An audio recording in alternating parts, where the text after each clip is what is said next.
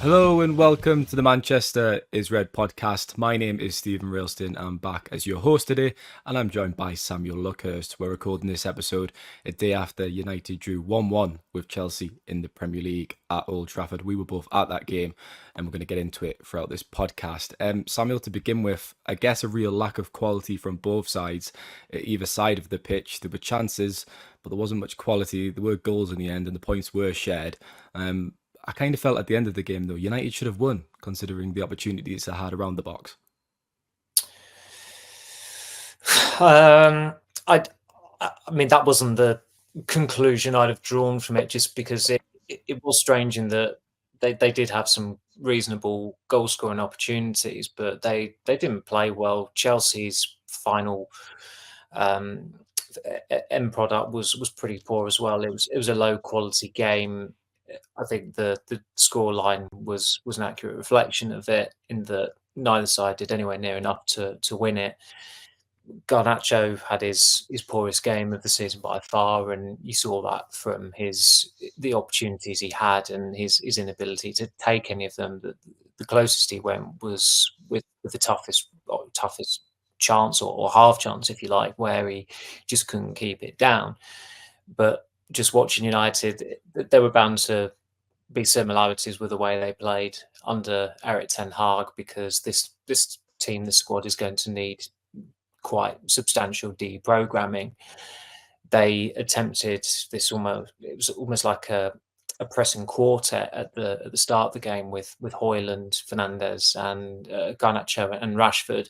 They abandoned that because it was easy for Chelsea to just patiently wait for the gaps and then play through them. Ugarte and Casemiro is not going to be a long-term partnership, and Van Nistelrooy was having to intervene there, telling Casemiro to become more compact with Ugarte because the gaps were there, and Chelsea were exploiting it but not taking advantage of it. I think there was only one United player who actually played well or close to well, which was Mazraoui, and that's a sign of where United are at the moment. That that's why I think Chelsea should be more frustrated, because of where they are in the table. They're in a much more auspicious position than United. They went to a team where only one of United's players actually played well, and they didn't win. And Chelsea have got this rather wretched record at Old Trafford, stretching back to 2013. They've not won since Rafael Benitez was their interim manager. I think it was the final game under Sir Alex Ferguson before he announced that he was retiring. That's how long ago it was, and that's the strange aura about United, about Old Trafford specifically. Still, it does have the hex over teams. It did certainly with Liverpool last season in the FA Cup game and the league game, and as bad as United can be, there are still teams that go there and struggle to win, and they have a bit of a, the stadium can feel like a bit of a hoodoo. And Arsenal ended their hoodoo last season when they won at Old Trafford in the league with a crowd present for the first time since 2006. It would have been Chelsea's weight goes on, but it was just one of those games. Again, it feels like we've watched United so often in recent weeks, particularly in the Premier League, where we've watched them and we've not learned a single thing from watching them. I've never liked this 5 things we learned headline that's become like wallpaper on a lot of websites over the past 10 or 15 years. That's why I've always said it's got to be talking points on the MEN. And that's because more often than not, you go to a game and you learn absolutely nothing. And that was the case yesterday. We didn't learn anything from watching United yet again. Conceded quickly after scoring again. I mean, Rasmus Hojlund, when he won that penalty, you turned at me and went, it was actually a bad touch, wasn't it? And it was. And the ball went away. Obviously, the penalty was won. Fernandes converted. Pardon me. 4 minutes later, Chelsea respond. We've seen United do that a lot, where they go ahead in games and, like I said, let the opponent back into the game. Was that an example of that? Or would that be a bit harsh, considering when you actually look at Chelsea's goal, Casemiro's header was actually quite a good clearance. Moises Caicedo's waiting on the end of the edge of the box, and we'll come on to him in a moment. And that was just a brilliant strike, wasn't it? Into the bottom corner. It was in the area where Andre Onana just couldn't get it, and it went through the legs of Mudryk as well. It really was an unstoppable shot. I disagree in that it was stoppable, because the keeper did get his hand to it ever so slightly. It wasn't quite in the corner. I think I'm not just saying because the way it's. Mudryk was standing and the way it was hit, the technique, I, it caught him at I, surprise. And I mean, I didn't write, and I wouldn't write that Onana's culpable for that, or Onana Shivili could do better, because it was a tricky one, that the strike was so good, and where it went through Mudryk's legs as well, that also makes it tricky. And so often, if someone has a shot and it goes through a player's legs, whether it's more often than not it's an opponent, never mind a teammate, it tends to end up in the back of the net because of the accuracy of it and that added factor as well. But it wasn't quite in the corner. I think the worst thing about that goal, and I didn't realise it until I watched Match of the Day 2 last night, was how Chelsea got the corner. It came from some of the daftest, rashest play from Lisandro Martinez I've ever seen, where he goes in for a sliding tackle where he should be easily getting to the ball and putting it out for throw-in. He completely mistimes the tackle, and it's such a bad tackle. He grazes the ball, and the ball rolls out. The trajectory of the ball didn't really change, but that finest of touches took it out for a corner, and that's what Chelsea scored from. It's not a good header from Casemiro, because he ends up, unfortunately and unwittingly, it's not because assisting it goes to Caicedo. Caicedo, but if you look at where it actually goes, right, it goes 15, almost 20 yards that header. It was a powerful header outside the box. It's just unfortunate, I think, in my opinion, that Caicedo's standing there. You can head a ball further away than that, and we know I Casemiro's thought good it in was a the air. decent header. He's stretching. Well, it was a decent header for Chelsea because it assisted their goal. It I wasn't a know the decent header score for for it, yeah, United. but I think you've got to give Caicedo his dues there. That, for me, that was a brilliant Yeah, strike. Great ball. Caicedo was the man the match yesterday. He tends to do a number on United, and he did another number on them yesterday. His fee, that exorbitant fee that Chelsea paid, that British record fee, is starting to appear moot now, because he's getting back to the level that he showed during his terrific, probably about 15 months even at Brighton. It wasn't even 18 months. He just went from 0 to 60 in breakneck speed during that period, where he developed into one of the most coveted midfielders in the Premier League and in Europe.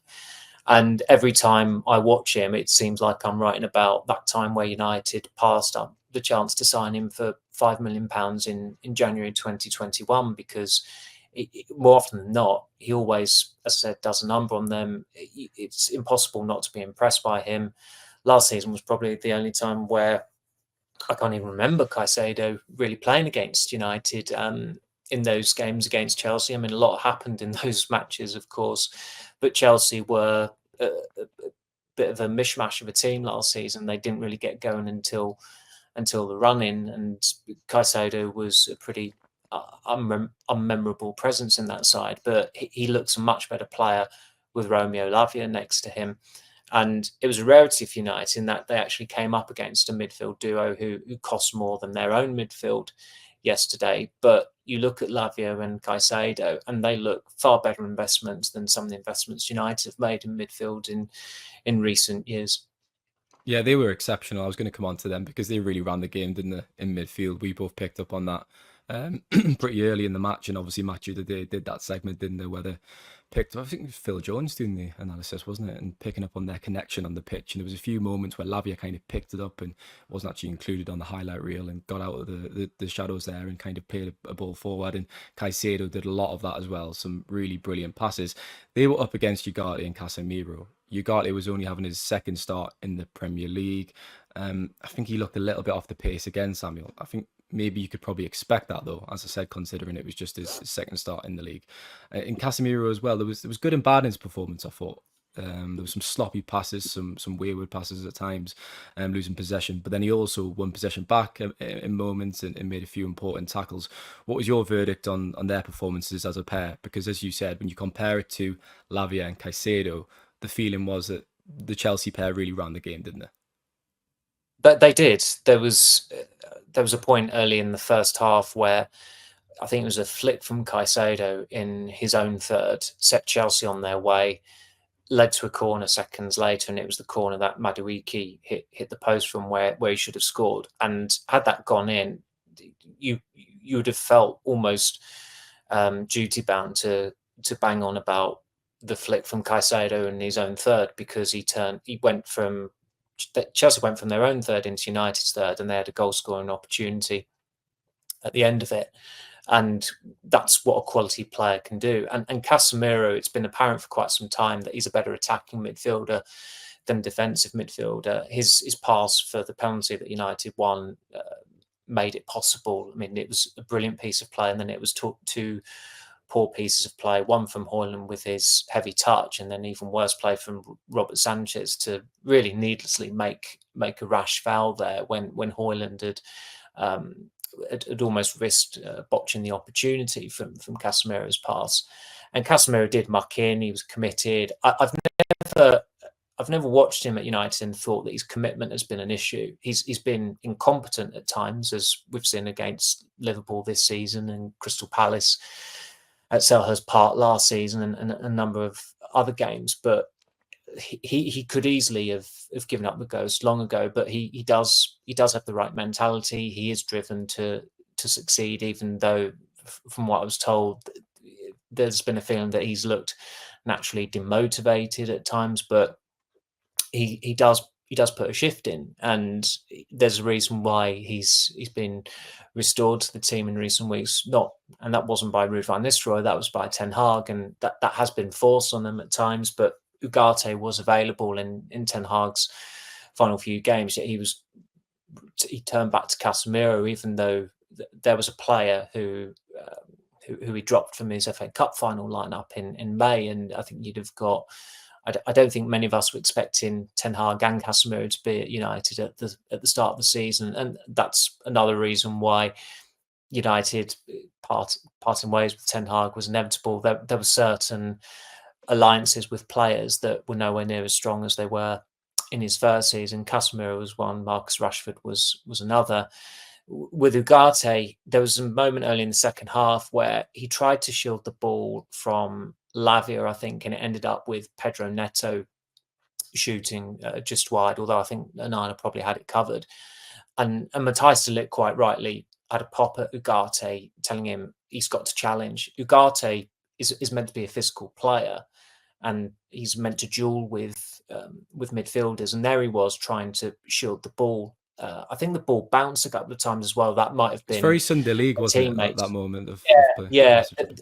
A teammate allowed it to bounce, and that was a problem. That was the first error. But then Ugarte was trying to shield the ball. He got out-muscled. Chelsea were on their way, and Neto hit the ball wide by a few inches. But that's a sign of someone who is drained of confidence. And at Premier League level, he is floundering. He's had some good games in the Europa League and the League Cup against Fenerbahce and Leicester City. But there's a reason why Casemiro looked in his element against Leicester City's reserves in the League Cup. And I think there was another game recently or in recent months where Casemiro played quite well. It might well have been in pre-season against Real Betis. I can't vividly remember how good he was against Barnsley in the League Cup, but the fact that I'm thinking, oh, was he really good against Barnsley of League One in the League Cup, again tells its own story. That area of the squad had to be the priority in the transfer window, and it wasn't, because the midfield incoming came in on the final day of the transfer window. And I understand that there are reasons for that, and United had to dig their heels in. They weren't going to pay the fee that PSG wanted up front. I think PSG wanted a guaranteed 60 million euros. United negotiated it down so that it was 50 odd million euros rising to 60 million euros. And it's quite right that United should be disciplined, because they have just yielded to clubs in the past, and they need to get out of the habit of doing that. And they certainly were a hell of a lot more disciplined in the way they went about their signings in the summer. But I always felt that it needed more, that area of the pitch. It needed more work. It wouldn't just suffice allowing Scott McTominay to be sold and to bring a replacement in. And when you do something like that, I don't think McTominay was anywhere near as contentious a sale as some people have made out. If you want to become a better team, you are going to have to get rid of players who clearly are not going to be good enough to get you where you want to be. Scott McTominay was a good player for Manchester United. He was not good enough to be in a Manchester Manchester United title challenging side. A lot of players in that squad still aren't, but the circumstances are, if they wanted a midfielder, they had to get rid of one. McTominay was the most sellable. It made infinite sense to get rid of him and then bring in a defensive midfielder. But then if that defensive midfielder comes in and doesn't perform and doesn't hit the ground running, and McTominay does hit the ground running for Napoli and Serie A, people are going to say, well, look, they've made a hash of that. They look daft. Well, they don't look daft. Ugarte was always going to take a bit of time because of the circumstances. And the chances were McTominay was always going to thrive in Naples because Serie A has become a dumping ground for Premier League clubs in the past 5 or 6 years. There's a reason why a lot of United rejects have ended up in Italy. It's not the league that it was in the 90s when it was the best league in the world. It had a lot of glamour. Or the early 2000s when AC Milan for a number of years were the outstanding team in Europe, whether they won the Champions League or not. So, and with Ugarte, the timing, it has compounded the issues in midfield because he couldn't make his debut against Liverpool. United, speaking to people at the club, they never thought he was going to be down to start that game anyway. But then he didn't start against Southampton a couple of weeks later. And then his Premier League debut was delayed by another couple of weeks. Then he came in against Tottenham. United got battered 3-0. And as you said, he didn't start another Premier League game until yesterday. And it was a bit of a thankless task. He had to start yesterday, given that Eriksen was injured and given the confidence boosting performance he had in midweek against Leicester in the League Cup. He was mismanaged in the short time he had with Ten Hag. Ten Hag was a walking contradiction for pretty much his final year at United. And that continued with him saying, Ugarte needs to learn, he needs to play games, and then he would take him out of the team.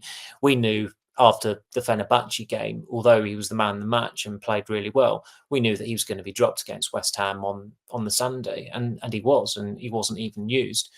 And as we discussed and written over the past week, he was not Ten Hag's preferred choice to come in as the midfield signing. That was pretty obvious, just going off Ten Hag's selections. But it does help. It does help him that Amorim will be coming in, who coached him for a couple of years at Sporting. But he's going to need a support cast to really get up to speed next season, because that area of the pitch, I'm not going to change my mind there. Eriksen should be released at the end of the season. They should try and get rid of Casemiro next year, bring in 2 midfielders, and then you've got, hopefully for United, a pretty intense and vibrant quartet to choose from, because the success of this 3-4-3 formation that Amorim will bring in will heavily hinge on the midfield. Yeah, Ugarte spent 2 years at Sporting, and he absolutely thrived working under Amorim, didn't he, in that system? And it'll be fascinating to see how that develops, really, because is that Ugarte and Manu in midfield and perhaps Fernandes in one of the wider roles? And does that mean Garnacho in a wing-back position? So it's going to be really interesting when Amorim manages his first game against Ipswich on the 24th of this month. Talking about Garnacho a little bit more then before we end this part, Samuel, I know you discussed him in your opening answer. It's an interesting quirk, isn't it, really, that Garnacho is the team's top goal scorer this season, and he's having a very decent season. But there seems to be, after every game, we're talking about missed chances from Garnacho. So he could have even more goals. We've made the point that, look, he's 20 years old. This is the area of his game that needs to improve. And again, that was on show on Sunday afternoon, wasn't it? Yeah, I think he's become a more decisive player over the past year, and he's already got 6 goals this season, having got 10 goals last season. And he's done that in a team that really struggle to score goals. They've got 9 goals in 10 games, which is their worst at this stage of the league season since 1973-74, which was the season where United were relegated under Tommy Docherty. And I still think Garnacho he's been their best player this season. He's been the constant shining light, but the light did dim against Chelsea. He was probably their weakest player. His end product was poor. I thought maybe when Fernandes passed the ball back to him early in the second half that maybe the ball bobbled, but it didn't. It was just, it was a lack of composure there. and he did look his age at that point. He's only 20, of course, still, but he has scored tougher goals from trickier positions, more acute angles. And as I said earlier, the closest he went yesterday was with the most difficult chance of the lot, even if indeed it was a chance. It was more of a half chance, but the technique was pretty good. You just couldn't quite keep it down, but it was a difficult ball to hit, and it would have been a hell of a goal had it gone under the crossbar. So I don't think you can be too hard on him just after yesterday's performance, but he didn't play well. It was a really poor performance. And the one I would be more annoyed about was when he hit the crossbar at West Ham, and the one-on-one he had at West Ham where he put it wide. When that creeps into his game, that is something and it becomes a more consistent problem, then that is something to be more concerned by. And as I said the other day, I think Van Nistelrooy conducts himself pretty impeccably as the interim manager in terms of his management during games, around the training ground, in press conferences. But he did pretty much echo Ten Hag yesterday when he said he's not concerned about the lack of goals because they are creating chances. Well, Ten Hag wasn't concerned, and it ended up getting him the sack because they lost 4 of their first 9 Premier League games. You can't just keep saying, I'm not concerned because we're creating chances. There comes a point where you've got to start consistently scoring. And we know why United don't score goals. They do not have a single reliable goal scorer on their team. Bruno Fernandes' best goal scoring season at United was in a COVID season. So it's fake football. It's not a reliable gauge of a player's efficacy, even though Fernandes does tend to quite easily, comfortably break double figures for goals in a season. Marcus Rashford, we know, is far too inconsistent, too erratic. He blows hot and cold. And the reason primarily why they had a successful season in Ten Hag's first season was because of Rashford's goals output. He caught fire. He was a decisive player. He scored a lot of winners. He got 30 goals. The goals output dropped markedly last season, and he is struggling this season. And we all know that he's not going to be in the England squad again on Thursday because his form hasn't improved enough. And the biggest issue, of course, is the strikers. But we've gone on about that ad nauseum. Nobody is learning anything new there. The only thing I would conclude with Joshua Zirkzee now is that United should sell him next year. If he proves me wrong and becomes a brilliant striker for United, I will hold my hands up and I will, praise him until the cows come home. But they need to cut their losses on him because the new manager needs and deserves a proven goal scorer and a dependable goal scorer. That is not Hojlund. It is not Zirkzee. Hojlund has much more about him. He's the greater investment of the two. United Zirkzee pretty much costs half the price that United have committed to spending on Hojlund. One of them has to make way, and logically, that one should be Zirkzee. There are 2 reasons why they signed him. He's Dutch and he had a release clause. He barely resembles a footballer, never mind a striker. And it gives me no pleasure in saying that whatsoever, but it's just staggering watching him to think that United scouted him and then decided, yes, we should sign him. Well, you can see why he was so comfortable playing Serie A because of the time he wants on the ball and the way he plays. You can see why he excelled in that division. It's not a good league. But yeah, exactly. It's a completely different kettle of fish in the Premier League, isn't it? He's not a natural goal scorer, and he doesn't look like it, unfortunately. I'll wait a few more months until I make an assessment like that, because I can see completely why you're saying it, though. And I think a lot of fans are saying it at the moment. They've already made their assessments on Zirkzee, and I think that's fair enough on his performances because he hasn't been good enough. You think back to that opening day of the season when he scored. There's not been many goals since. Here's a question: who would you rather have up front? Weghorst or Zirkzee? And then that may make your mind up. In the last podcast, I asked about Southgate or was it Southgate or I can't remember. Or Solskjaer, didn't you? Yeah. That's a similar dilemma. I'll go for Zirkzee. Weghorst, I just can't have at all. Come on, it's Weghorst. I can see why Weghorst. I wouldn't want either, but Wout Weghorst was a better striker for United after 15 games. I mean, that's the point, isn't he? He's more of a striker. Zirkzee's more of a kind of he's not even a number 10, really, is he? But in which case, why sign Yeah, someone exactly, who's not a striker? and that's exactly the point. Yeah. I, Yeah, like, we're objectively reporting on United, but even we're getting annoyed by them that they're making these mistakes with recruitment. It's very obvious why they shouldn't have signed him, and maybe he'll prove me wrong, but unfortunately, I don't think he will. and the one plus, I guess, is obviously they paid a little bit more than his release clause to sign him, but it was only around £36 million, I think, wasn't it, when you convert it from euros? So when they do, if they do sell Zirkzee, it's not going to be a huge loss, is it? No, They no. should recoup most of that fee. You'd imagine you get 20 million from a 25 or something like that if you do cut your losses at some stage. I made the point yesterday, only Crystal Palace and Southampton have scored fewer goals than United in the Premier League. 9 goals in 10 games. The 10-game marker is usually the magic point, isn't it? That you think, right, you can make an assessment of the team. We didn't exactly need 10 games to make that assessment of this United team. But I mean, after 10 games, Samuel, for Ipswich to have scored more goals than United, it's pretty damning, isn't it? It is. There are far worse words that you could use than damning. And I remember at the start of the season, Gary Neville said that that they can't be well off the pace in the in terms of qualifying for the Champions League come the October or November internationals. And to be fair, they're not. They're as bad as United have been. They're only 6 points off fourth, which is why quite I'm quite cautiously optimistic that they can The have a good season can still be league salvaged, can't season it? still. Oh Yeah, yeah, it can. yeah. I mean, they've got loads of chances to salvage the season. They could win the League Cup. They could win the Europa League. They could retain the FA Cup. They could finish in top four. They've got a hell of a lot to play for. That there are no lost causes there.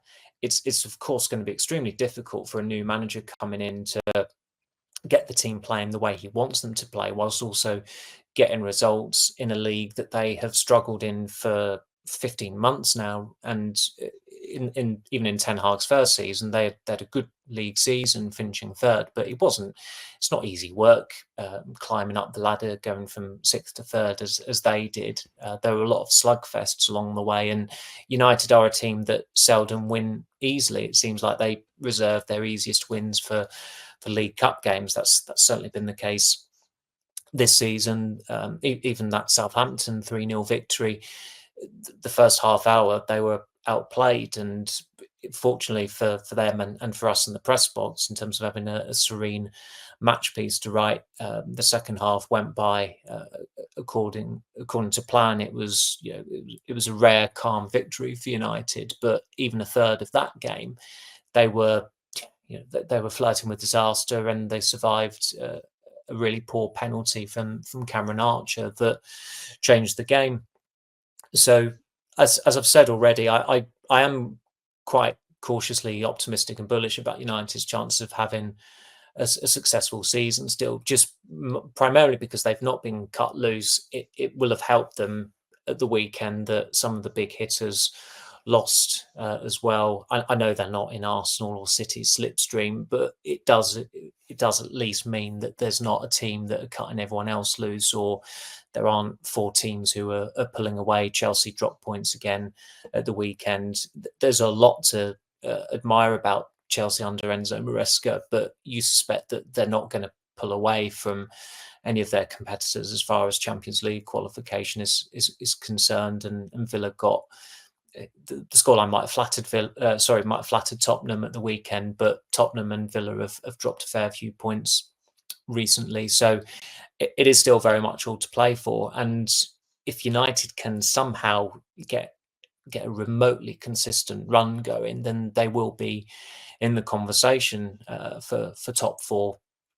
But it is a big if, particularly where they've got a new coach coming in who's going to have a very different way of playing. And you just hope for their sake that the players can adapt as quickly as possible and they can hit the ground running at Portman Road.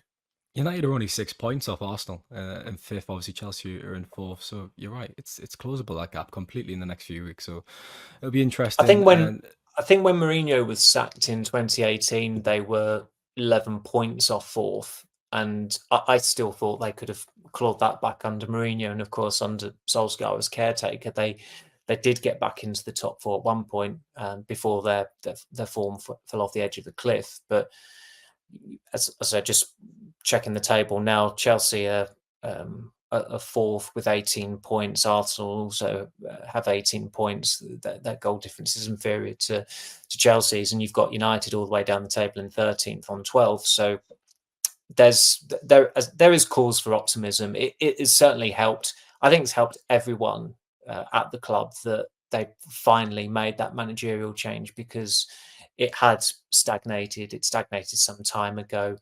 There was never going to be any outcry about Ten Hag getting sacked. And although it wasn't a great atmosphere at the stadium yesterday, it did feel as though, certainly in the lead up to the game, there was a much more bullishness about the United supporters. The rendition of "Take Me Home" before kickoff was the loudest since that's been introduced. Yeah, it felt like there was renewed optimism in the stadium, didn't it? Yes, that was a belting rendition of "Take Me Home." That was excellent. That got you going for the game, and we've not really heard that this season, have we? No, and then the game started, and the optimism started to deflate, unfortunately. I'll be told off because I've not inserted a break in this podcast yet, so we'll leave it there for part one. We'll be back in a moment for part two. Welcome back to the Manchester is Red podcast. Now, Samuel will continue with our analysis of the game and move on to what was Ruben Amorim thinking watching that match a bit later in this part. But let's talk about Noussair Mazraoui a bit more. We praised him in that first part because he really was excellent. He kind of pops up all over the pitch, doesn't he? He comes in, he plays an inverted role sometimes. His pressing is really good. He's in a really aggressive fullback, and he made some really important blocks as well in that game. He's really impressed me since he's joined the club. I really wasn't sure what to expect. I think probably because of the fee that he was signed for. It really wasn't much. And you thought, if United are signing a fullback from Bayern Munich for that much, why are they letting him go? But he surprised us, and I think he's been one of their best players this season, actually. And that was a really good performance on Sunday. He's been one of a handful of respectable performers this season. He had a good debut against Fulham. He showed yesterday why Ten Hag should have started him at left back at the start of the season. That's clearly something that Van Nistelrooy and Ten Hag differed on, because Van Nistelrooy has put him straight in at left back in the Premier League and used Dalot at right back.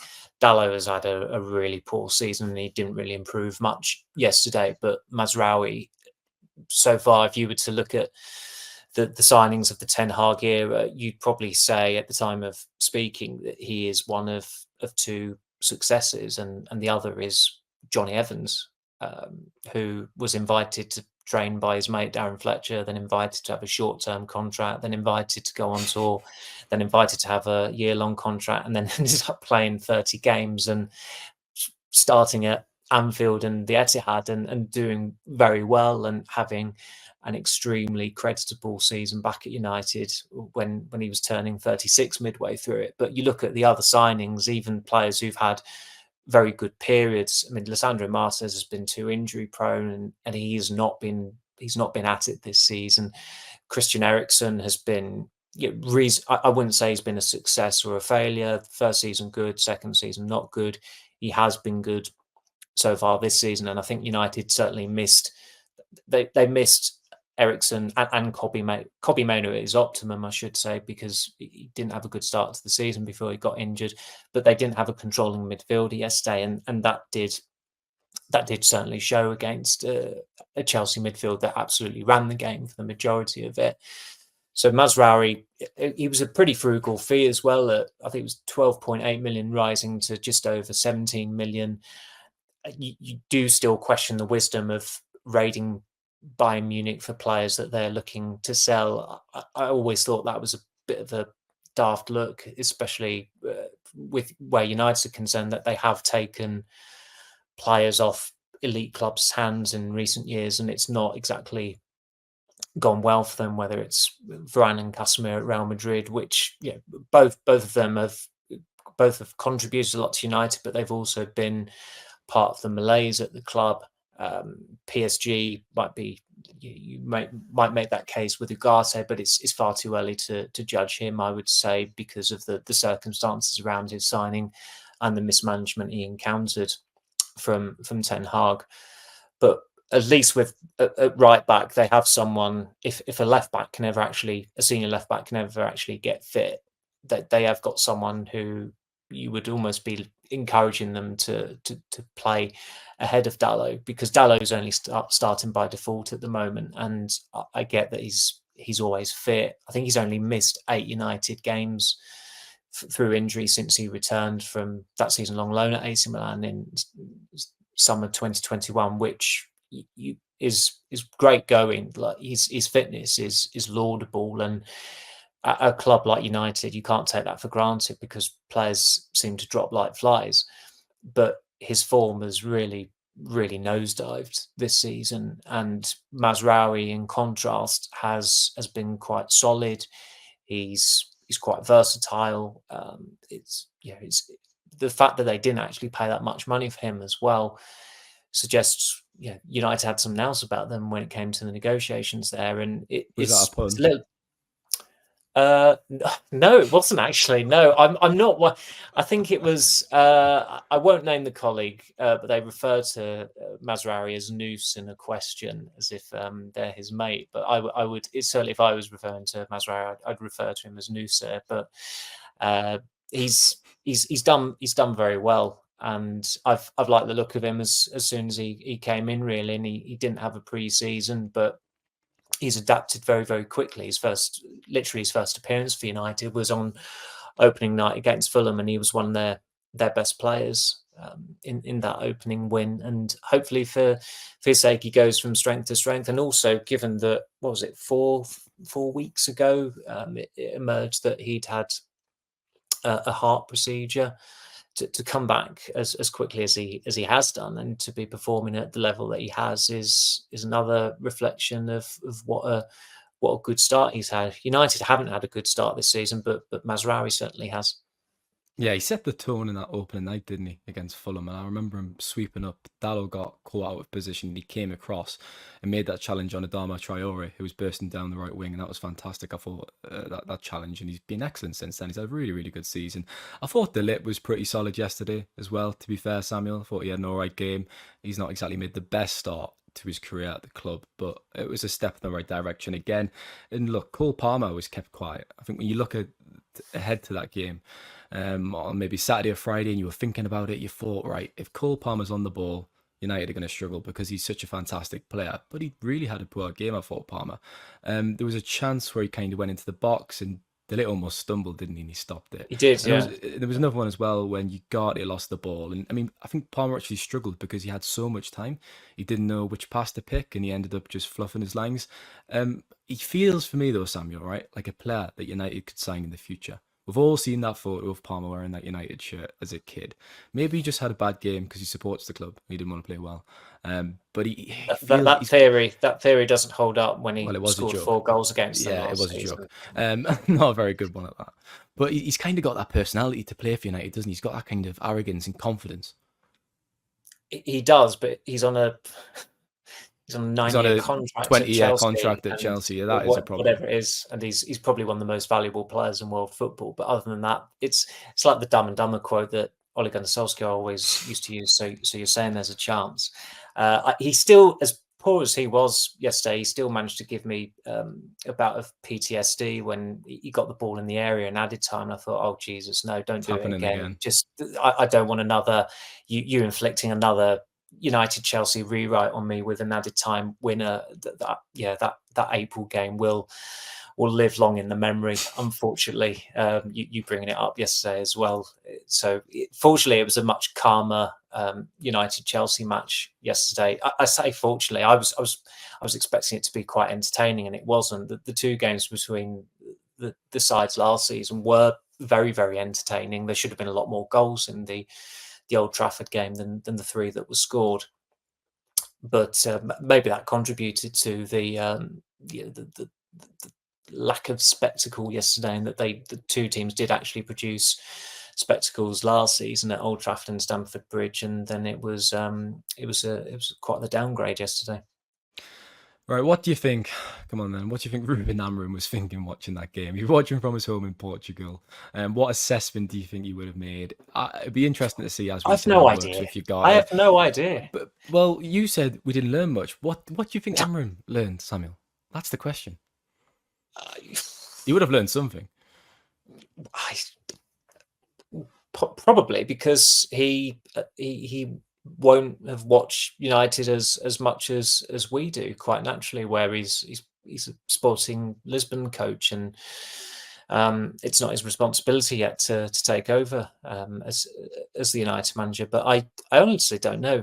Looking at that, he knows he's got a big bloody job on his hands, but he'll have known that already. And I think when certainly come that Ipswich game, you'd like to think Lenny Yoro will be available for that, given his recovery time frame, and he is a little bit behind schedule going off the time scale that United gave. He did that injury in late July, so it's been more than 3 months already.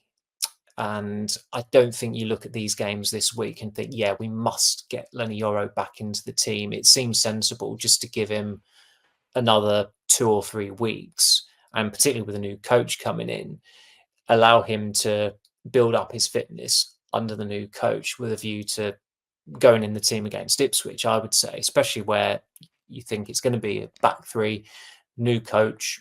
Here's a new player who's now fully fit and match fit. He's been signed clearly to be a long-term defender at United. Get him in the team. Would it be asking a With lot of him, Samuel? He's turning 19 no, next week on the back of I a metatarsal injury, or as you're about to say, would it be more of a risk not to put him straight in the team? Because if you put him straight in, he played a lot of games last season for Lille. He's obviously very comfortable at that level, and he's an exceptional prospect. I guess you would argue it makes more sense just to put him in the team and see if he sinks or swim in that sense.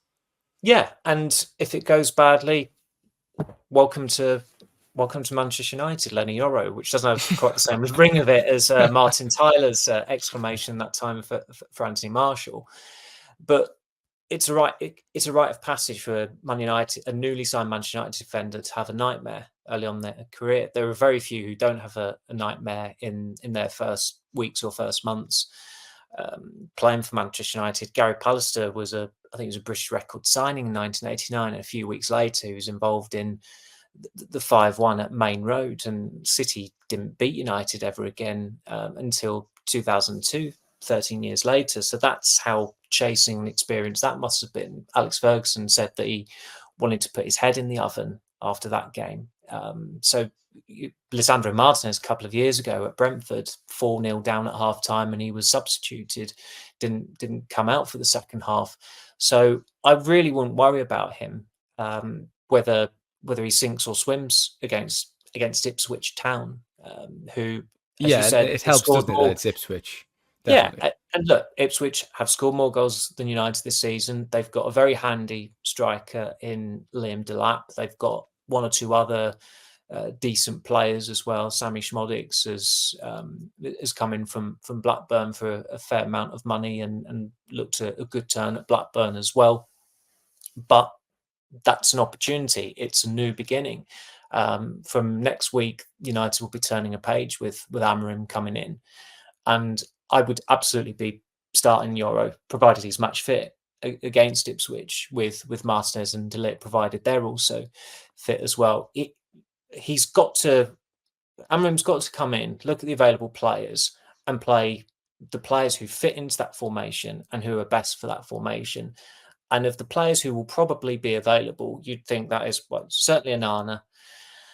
It's got to be Dalot, Martinez, Yoro, De Ligt, and Mazraoui. Not ideal because you've not got a natural left footer playing on the left there. If Mainu's fit, it's Mainu and Ugarte.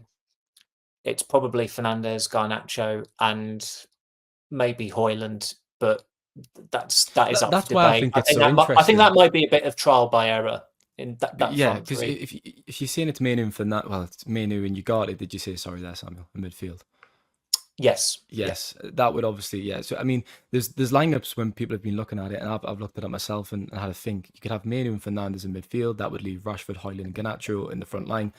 that probably won't happen. It's not defensive enough, that midfield, is it? You need Ugarte, you'd think, sitting in front of that back three and kind of being that conduit between the defensive line and the midfield and attack.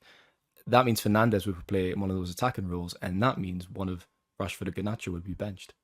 And you've just said you suggest it would So be Rashford there, and that would be huge, wasn't it? Yeah, so be it. Fair enough, because the new manager has to come in and make these difficult decisions. But it would be big, wouldn't it? It would be big to do that. to drop Rashford? I think it would definitely. He's not Look at his in terms form, of goals and look at his form assists. He's not obviously he's not been. Look at his form this season. Look at his form last season. In terms of performances, I actually think he's been better. I think yeah, his performances have actually been good, but they've not translated into goals and assists as you would like. I'd hesitate to say good. His best performance was against Porto, and the daft bloke in charge decided to Just take took him him off at half time. And there was some method in that madness, because Garnacho actually did well in the second half, and United ended up not losing the game, but it was still an inexplicable decision. Rashford's body language has been better this season. He has been involved. Even when he wasn't performing those first few games, where he was still, I thought he was lucky to start certainly the first 4 or 5 games, sorry, including the Community Shield of the season. But he was creating chances, like he created the chances for Zirkzee against Liverpool. He had a goal disallowed at Brighton where he was offside. He botched an opportunity against Fulham where he was one-on-one with Bernd Leno and squared it to Garnacho, but it was a poor pass, and it was an even worse finish from Garnacho. And yesterday he got a standing ovation, and it was quite rapturous. And I thought at the time, it was during that very brief period where United were 1-0 up, so that certainly amplified the appreciation for Rashford. United fans were, just about coming down after celebrating the goal. The team were winning. There wasn't long to go. Victory was in sight. So they weren't. He was certainly not a performance worthy of booing, but it gave the illusion that he played really, really well yesterday. And I didn't think he played really, really well. He had a work ethic. His body language was fine again. And it is, I know some people might say, why are you going on about his body language all the time? But it was a problem last season. And it was a problem because the fans were moaning at him during games, and there was friction developing between Rashford and the supporters. But the supporters were chanting his name again yesterday.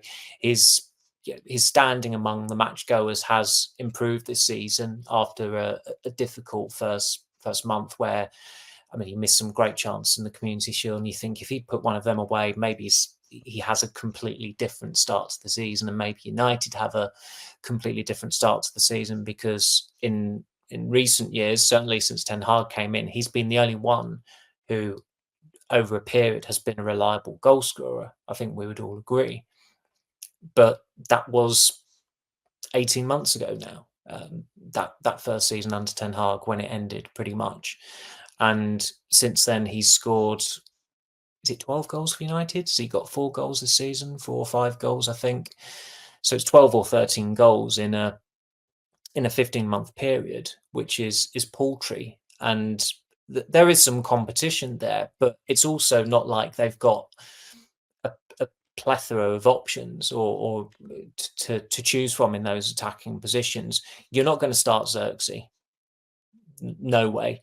You may start Hojlund because you need a focal point. And I thought Hojlund made quite a bullish start to the game yesterday, but then he regressed, and it was a performance we've seen from him far too often. It wasn't a surprise to hear that his only touches in the penalty area were for the penalty, which is a concern. It was quite illuminating speaking to an agency contact about that. They were talking about how touch in the box can be overplayed, but if you're a striker, I think it's got to be an exception. You've got to be on the ball a lot more than just once or twice over 90 minutes. And I didn't look at that game and think that a lack of service was the problem for Hojlund. I think his play at times was a problem. I mean, Garnacho on 2 occasions should have been played in down the right hand and the left hand channel. I think it was in successive minutes. It might have been. He And started well, Hojlund but didn't. regressed, didn't he, Hojlund? He was using his body well Yeah, initially, but then he faded as the game went on. And you're right, there was that moment when Garnacho was through and he divered and it was flagged offside, and United fans would have been pulling out their hair at that and then it moment. happened. Then it happened on the other side, and United fans started to get annoyed again. But then there was a possible foul on Hojlund, and they turned their ire on to the referee, who, by the way, was dreadful yesterday, like completely out of his depth. Didn't influence the game particularly or the scoreboard, but he was really, really poor. Far too big a game for him, quite clearly. And as we always say, a good referee is one who goes unnoticed. And unfortunately, everybody noticed that clown yesterday. But going back to the front three, Fernandes is going to start. He's going to be an ally of Amorim's for obvious reasons, but also on merit, he should start. I know his form has not been good this season, but he is the captain. Yesterday, he scores the penalty. He almost makes a goal happen in the first half. He should have had an assist for Garnacho early in the second half. He does drive you up the wall at times, like he did with that volley that almost killed someone in row Z, possibly. And right at the end of the game, United have a corner. He hits the first man, and then the final whistle goes, and he collapses to the turf. You think, Jesus, why we don't need the theatrics here? But I get it. That's part of his game, and United would rather have him than not have him. And it will be interesting to see how he adjusts to playing as one of two tens, if you like, in this formation. And it will also be interesting to see whether Amorim wants wing backs in that midfield four, or he has wingers in that midfield four, because that is a balance he's going to have to get right. You don't want to be too gung-ho, but you don't want to limit yourself too much as well. I think for the time being, it's probably wise to...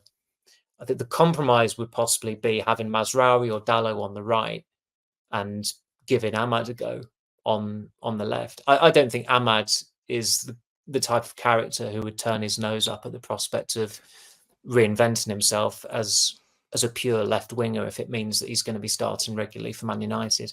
See, I think we could have, pardon me, Garnacho, a left wing back perhaps, and then maybe Mazraoui out right wing back to accommodate Rashford in the team. Because the reason why I think that's big is because Rashford on his best day, and I know I'm saying this and it's a bit funny because how often does Rashford have that day now? But when he is on the ball, he is the closest thing United have to a world-class attacker. Rasmus Hojlund, when he's at his best. And I know it sounds like a shocking statement because Rashford has not been that player for so long and he's so inconsistent and he's been incredibly poor. But when Garnacho's at his best as well, is he better than Rashford when he's on the ball and fully tuned up? And you're going to say, well, who is that player? We have not seen him for so long, 18 months. He was last that player under Ten Hag. But every manager that's come in has played Marcus Rashford. And I don't think that's a coincidence. I think if Thomas Tuchel would have come in, he would have got a real tune out of Marcus Rashford. He spoke so glowingly about Rashford over the last couple of years, Tuchel. It'll be interesting to see what Amorim does because I think he'll come into training, you'll see Rashford's quality. Now, I generally do think he will pick him. And I think what you're about to say is I completely get why you'd pull a face at those comments, and maybe listeners are... Well, you kind of did, the eyebrows there, but and I imagine listeners are as well. Oh, sorry, I thought you were continuing there, Stephen. But what's you think that I think that Garnacho is a better winger on his day than Rashford? Or No, I'm just you're surprised at my comment there that I think Rashford should be retained, and I guess the world class comments the shocking bit, isn't it? But because he's been far from it. But when he's at his best, he is United's best attacker. I think objectively. It's the problem is those words at his best. That's my point. That's the point I'm making. Seldom has that best been seen in over the past year or so. I don't think it's a surprise as such. If say we're at the Portman Road press box and the team sheet drops and it's Rashford starting and Garnacho on the bench, I would not be surprised, because what you also have to factor in is that it will be post internationals. Garnacho will be wherever Argentina are playing. You'd assume. He should be in their squad, and the travel time, all that factored into it, that does occasionally have a bearing on the selection at the weekend. Now, fortunately for United, they're playing on the Sunday, so they do get an extra day to prepare for the Ipswich game. But Rashford won't be playing for England. He won't be in the England squad. I think it's safe to surmise at this point.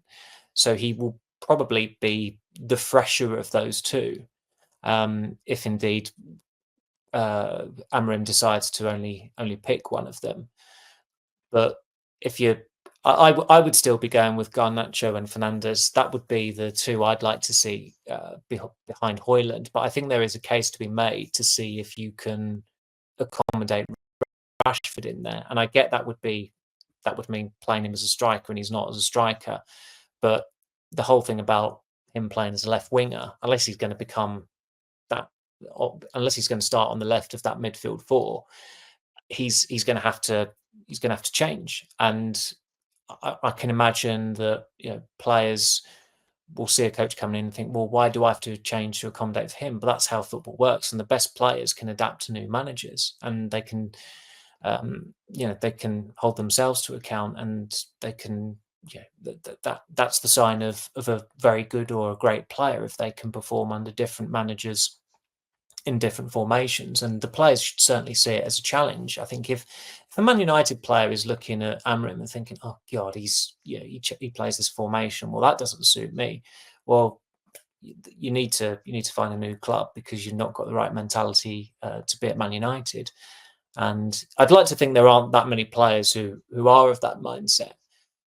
But I think the reason why they're fascinating. at the club, they'll all fancy themselves to earn a regular starting role, won't they? They'll all back themselves, I think, to get into the team.